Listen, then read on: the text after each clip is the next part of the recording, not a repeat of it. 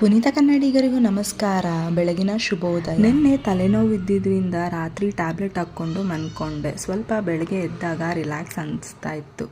First ಎದ್ದಾದ್ಮೇಲೆ ಬಿಸಿನೀರಿಗೆ ಜೀರಿಗೆ ಹಾಕ್ಕೊಂಡು ಬ್ರೇಕ್ಫಾಸ್ಟ್ಗೆ ನಮ್ಮಮ್ಮ ಇಡ್ಲಿ ಮಾಡಿದ್ರು. ಯಾಕೋ ನನಗೆ ತಿನ್ನಕ್ಕೆ ಮನಸ್ಸಿದ್ದಿಲ್ಲ, ಹಾಗಾಗಿ ಒಂದೇ ಇಡ್ಲಿ ತೊಗೊಂಡು ನಾನು ಬ್ರೇಕ್ಫಾಸ್ಟ್ನ ಮುಗಿಸ್ಕೊಂಡೆ. ಇದೆಲ್ಲ ಬ್ರೇಕ್ಫಾಸ್ಟ್ ಆದಮೇಲೆ ಬಂದುಬಿಟ್ಟು ನಾನು ಬೆಡ್ನ ನೀಟಾಗಿ ಕ್ಲೀನ್ ಮಾಡ್ಕೊಂಡು, ಯೂಶಲಿ ಎದ್ದಿದ ತಕ್ಷಣ ಬೆಡ್ನ ಕ್ಲೀನ್ ಮಾಡ್ತೀನಿ, ಆದರೆ ಇವತ್ತು ಯಾಕೋ ಕ್ಲೀನ್ ಮಾಡಬೇಕು ಅನಿಸಿಲ್ಲ. ಹಾಗಾಗಿ ಬ್ರೇಕ್ಫಾಸ್ಟ್ ಎಲ್ಲ ಆದಮೇಲೆ ಕ್ಲೀನ್ ಮಾಡಿದೆ. ಆ್ಯಂಡ್ ಸ್ವಲ್ಪ ಬಟ್ಟೆನೂ ಇತ್ತು, ಬಟ್ಟೆ ಎಲ್ಲ ವಾಶ್ ಮಾಡಿಬಿಟ್ಟು ಟೆರೆಸ್ಗೆ ತೊಗೊಂಡು ಒಣಗಾಕ್ತದ್ದೆ. ಇವತ್ತಂತೂ ಬಿಸಿಲು ತುಂಬಾ ಚೆನ್ನಾಗಿತ್ತು.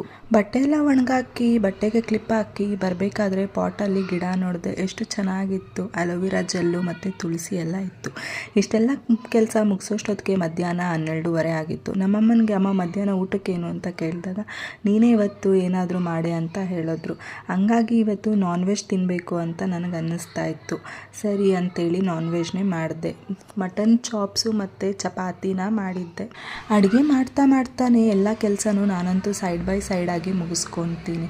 ಆ್ಯಂಡ್ ಅನ್ನಕ್ಕೂ ಒಂದು ಗ್ಲಾಸ್ ಇಟ್ಟೆ. ನನಗೆ ಕಿಚನ್ಗೆ ಹೋಗಿದ ತಕ್ಷಣ ಎಲ್ಲ ಕೆಲಸ ಬೇಗನೆ ಮುಗ್ದೋಗ್ಬೇಕು. ಅಡುಗೆಗೆ ಅಂತೇಳಿ 1 ಅವರ್ 2 ಅವರು ಟೈಮ್ ಸ್ಪೆಂಡ್ ಮಾಡೋಕ್ಕೆ ನನಗೆ ಇಷ್ಟ ಇಲ್ಲ. ಹಾಗಾಗಿ ಒಂದು ಅಡುಗೆ ಮಾಡೋಷ್ಟೊತ್ತಿಗೆ ಇನ್ನೊಂದು ಕೆಲಸನೂ ನಾನು ಮಾಡಿಕೊಂಡು ಮುಗಿಸ್ತಾನೆ ಇರ್ತೀನಿ. ನಮ್ಮ ಮನೆಯಲ್ಲಿ ಮಟನ್ ಎಲ್ಲ ಮಾಡಿದ್ರೆ ಮಧ್ಯಾಹ್ನಕ್ಕೆ ನಾವು ಮಾಡ್ತೀರಿ, ಯಾಕಂದರೆ ನೈಟ್ ಹೊತ್ತು ಅದು ಡೈಜೆಷನ್ ಆಗಲ್ಲ ಅಂತ ಹೇಳಿ. ಹಾಗಾಗಿ ಇವತ್ತು ಮಧ್ಯಾಹ್ನಕ್ಕೆ ಚಾಪ್ಸ್ ಮಾಡಿದ್ದೆ. ಚಾಪ್ಸ್ ಅಂತೂ ತುಂಬಾ ಚೆನ್ನಾಗಿ ಬಂದಿತ್ತು. ಅದರಲ್ಲೂ ಚಪಾತಿ ಜೊತೆಗೆ ತಿನ್ನೋಕ್ಕೆ ಚೆನ್ನಾಗಿತ್ತು. ನಾನು ಕಾಲೇಜ್ಗೆ ಹೋಗ್ಬೇಕಾದ್ರೆ ನನಗೆ ಅಡುಗೆ ಮಾಡೋಕ್ಕೂ ಬರ್ತಾಯಿದ್ದಿಲ್ಲ, ಒಂದು ಅನ್ನಕ್ಕೆ ಇಡೋಕ್ಕೂ ಬರ್ತಾಯಿದ್ದಿಲ್ಲ. ಆದರೆ ಯಾವಾಗ ನಾನು ಕೆಲ್ಸಕ್ಕೆ ಹೋಗೋಕ್ಕೆ ಸ್ಟಾರ್ಟ್ ಮಾಡಿದಾಗಿಂದ ಪ್ರತಿಯೊಂದು ಅಡುಗೆನೂ ನಮ್ಮಮ್ಮ ಹೇಳ್ಕೊಟ್ಟು ಇವಾಗ ನಾನೇ ಇಂಡಿಪೆಂಡೆಂಟಾಗಿ ಅಡುಗೆ ಮಾಡ್ತೀನಿ. ಅಟ್ಲೀಸ್ಟ್ ಒಂದು 4 ಜನಕ್ಕಾದರೂ ನಾನು ಒಬ್ಬಳೇ ಅಡುಗೆ ಮಾಡ್ತೀನಿ. ಈ ಕಡೆ ಅನ್ನ ಮತ್ತು ಚಾಪ್ಸ್ಗೆ ಇಟ್ಟಿದ್ದೆ. ಯೂಶಲಿ ನಾನ್ ವೆಜ್ ಇರಬೇಕಾದ್ರೆ ಈರುಳ್ಳಿ ಮತ್ತು ಸೌತೆಕಾಯಿ ಇರಲೇಬೇಕು. ಹಾಗಾಗಿ ಅದನ್ನು ಸೈಡ್ ಬೈ ಸೈಡ್ ಆಗಿ ಕಟ್ ಮಾಡ್ಕೊತಾ ಇದ್ದೆ. ಇಷ್ಟೆಲ್ಲ ವಾಯ್ಸ್ ಓವರ್ ಕೊಡಬೇಕಾದ್ರೆ ಏನಾದರೂ ಒಂದು ಡಿಸ್ಟರ್ಬೆನ್ಸ್ ನಮ್ಮ ಮನೆ ಹತ್ರ ಇದ್ದೇ ಇರುತ್ತೆ. ಯಾಕಂದರೆ ಏರಿಯಾದಲ್ಲಿ ತುಂಬಾ ಚಿಕ್ಕ ಮಕ್ಕಳಿದ್ದಾರೆ. ಹಾಗಾಗಿ ಎನಿ ಟೈಮ್ ಸೌಂಡ್ ಅಂತೂ ಇದ್ದೇ ಇರುತ್ತೆ. ಬೆಳಗ್ಗೆ ಹೊತ್ತಲೆಲ್ಲ ಮಕ್ಳ ಗಲಾಟೆ ಎಲ್ಲ ಇರುತ್ತೆ. ರಾತ್ರಿ ಆದರೆ ವೆಹಿಕಲ್ ಸೌಂಡ್ ಅಂತೂ ತುಂಬಾ ಜಾಸ್ತಿ ಕೇಳುತ್ತೆ.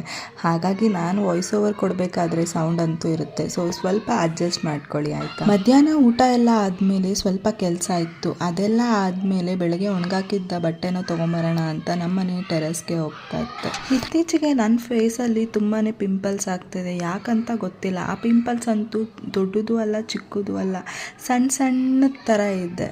ಆ್ಯಂಡ್ ನಾನು ಹೋಗಿ ಮೇಲೆ ಬಟ್ಟೆ ತರೋಷ್ಟೊತ್ತಿಗೆ ಮಳೆನೇ ಬಂತು. ಹಾಗಾಗಿ ಬೇಗ ಬಟ್ಟೆನ ತೊಗೊಂಡು ಮನೆಗೆ ಬಂದೆ. ಮನೆಗೆ ಬಂದು ನೋಡಿದ್ರೆ ಮಳೆನೇ ಇಲ್ಲ.